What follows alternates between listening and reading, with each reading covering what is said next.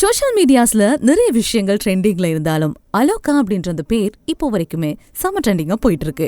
Aloha அப்படின்றது இந்தியால தெருக்கல்ல சுற்றி திரிந்த ஒரு சாதாரண வகையான நாய். 2022ஆம் ஆண்டுல இந்தியால அமைதிக்கான பயணத்தை மேற்கொண்ட வியட்நாமிய அமெரிக்க பௌத்த துறவிகளோட இந்த நாய் தானாகவே போயிட்டு இணைந்து கொள்ளுது.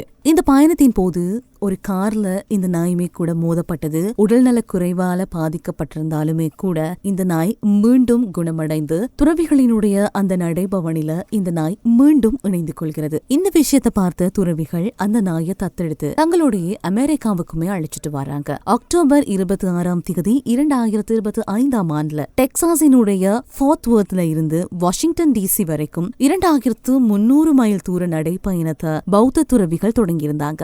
இந்த நீண்ட பயணத்துல இந்த அலோகா அப்படின்ற இந்த நாயுமே கூட இணைந்திருந்ததுதான் ரொம்ப கியூட்டான விஷயமாகவுமே கூட பார்க்கப்படுகிறது. அலோகா அப்படின்றது பாலி சமஸ்கிருத மொழியாக இருந்தாலுமே இதனுடைய அர்த்தம் ஒளி, வெளிச்சம், அறிவின் ஒளி அப்படின்ற மாதிரி சொல்லப்படுகிறது. 6 அறிவு படைத்த அந்த நாய், அமைதியின் நாய் அலோகா அப்படின்னு சொல்லி இப்போ உலகம் முழுவதும் பிரபலமாக இருக்கிறது.